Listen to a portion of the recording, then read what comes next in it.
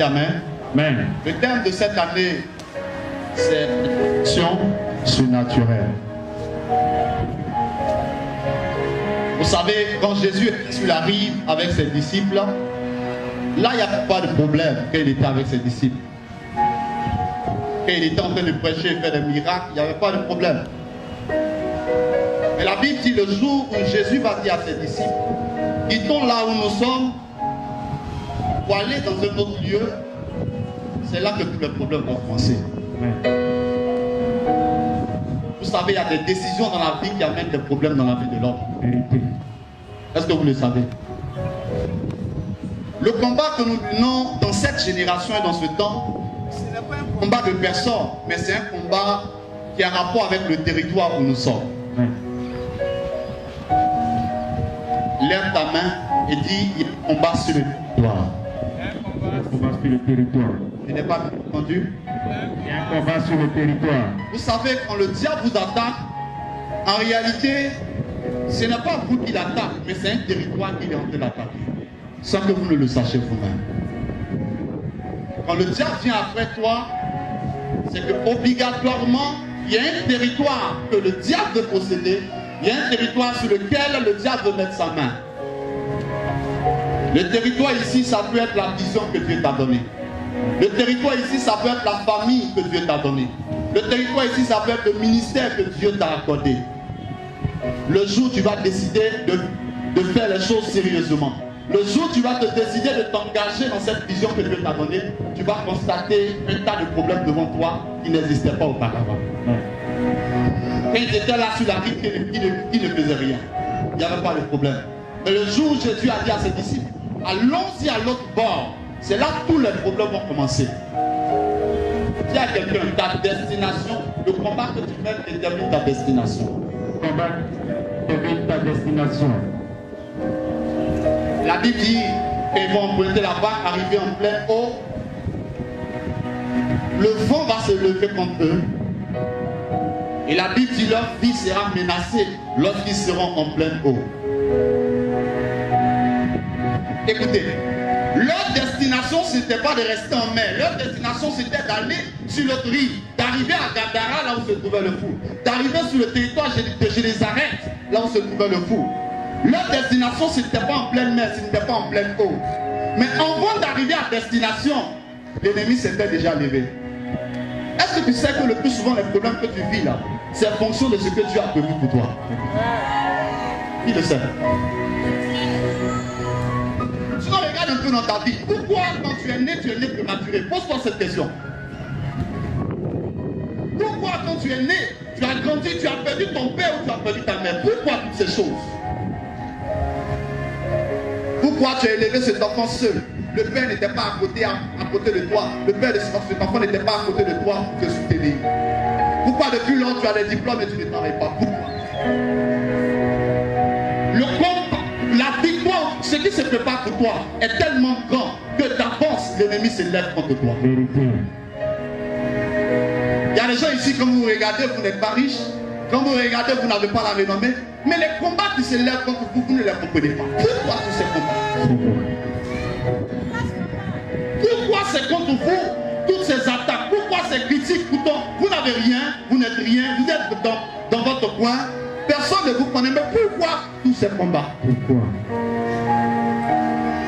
Regardez comme Jésus, il n'avait même pas encore délivré quelqu'un. Mais la Bible dit à sa naissance, Hérode va chercher à tuer les enfants de son âge.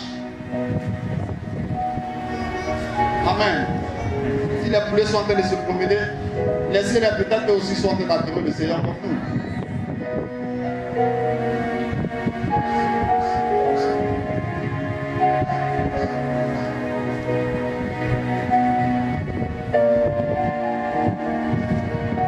Il n'était même pas encore arrivé à destination. Mais regardez les problèmes qui ont commencé. Quand tu regardes dans ta vie, tu as traversé des situations de maladie graves. Au niveau de tes études, tu n'as même pas pu terminer tes études. Ou tu as eu un diplôme et depuis tu ne travailles pas. Combien d'hommes tu as rencontrés dans ta vie et ces hommes n'ont pas été sérieux envers toi? Combien de personnes dans les affaires? Tu t'es engagé avec des personnes dans des affaires, mais rien n'a marché depuis lors. Pourquoi toutes ces choses? Tu sais quoi? c'est parce que sûrement, il y a quelque chose de grand devant. C'est ce pour lequel tu vis tout ce combat que tu vis aujourd'hui. La Bible dit arrivé en pleine mer. Le vent va se lever contre eux. La Bible dit Jésus dormait. Mais est-ce que c'est sûr que c'est Jésus seul qui dormait? Sûrement il y a d'autres personnes qui dormaient aussi avec lui. Vous savez, il y a certaines situations qui viennent dans notre vie pour nous réveiller. Je vous l'ai dit. Il y a des gens ici, vous ne serez pas ici si vous n'avez pas eu de problème auparavant. Tu es assis ici parce qu'ils sont en train de te chasser de ta maison. Donc tu es venu chercher Dieu pour que Dieu règle le problème. Tu sais de quoi je parle. Il y a des problèmes qui nous rapprochent de Dieu. Sûrement, et tous, ils étaient endormis comme le maître. Le maître, c'est le maître. Vous, vous devez être réveillé. Mais la Bible dit qu'il a fallu le vent pour qu'il soit réveillé. Laisse-moi te dire, il y a des circonstances et des situations. Mais laisse-moi te dire, ces situations viennent pour réveiller le projet de Dieu qui est dans ta vie. Amen. Pour réveiller la vision de Dieu qui est dans ta vie. Amen. Ce n'est pas pour la mort. Vérité. Vous savez, il y a des problèmes qui arrivent 30 ans avant, 25 ans avant. Avant même que tu ne deviennes quelqu'un, le problème t'a déjà repéré. Le diable a déjà vu ton étoile, comme les rois mages. Nous avons vu son étoile. Pourquoi aujourd'hui la sorcellerie se lève contre toi? Ils ont vu ton étoile d'avance. Je me souviens quand j'étais en terminale, j'avais eu mon bac. Et ce jour-là, je partais prendre ma colonne au lycée. Je suis allé prendre la colonne avec le vélo. Dès que je suis revenu avec le vélo, je suis tombé sur la route. Il y a eu un accident. Il y a eu un gros camion qui a ouvert la porte. J'étais en train de passer à côté. Il a ouvert la porte du côté, et réellement, là où les véhicules passent, au lieu d'ouvrir vers le trottoir. Donc, pendant que je passais le vélo là, imaginez ce qui se passe. J'ai cogné la portière et je suis tombé par terre. Quand je suis tombé, il y a un taxi qui est passé à côté de ma tête. Quand je me suis levé, tout allait bien. Ça allait. Écoutez, quand je suis quitté là, quand je repartais à la maison, voici du sang qui coule de mon nez. Le sang continue de couler. On va à l'hôpital, ils essaient de tout faire.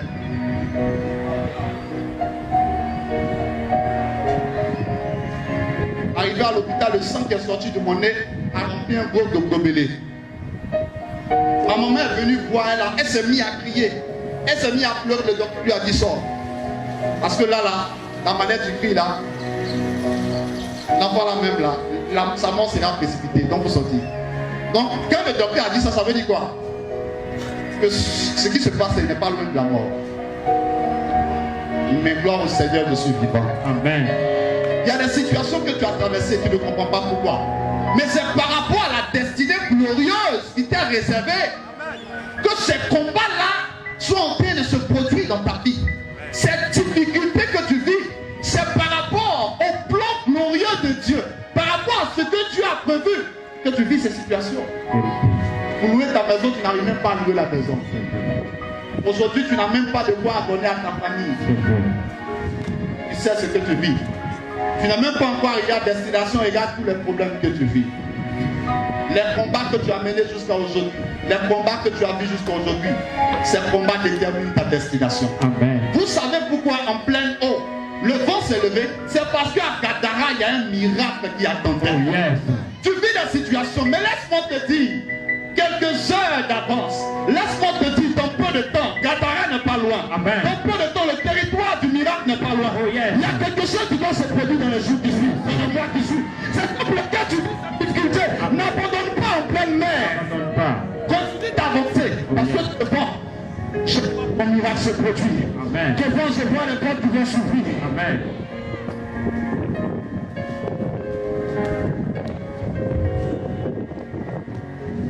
La Bible dit, lorsqu'ils étaient là en pleine mer, Jésus va menacer le vent et le vent va se calmer instantanément. Je ne sais pas quel est le vent de ta vie ce soir, mais ton amène va réduire au silence les vents de ta vie.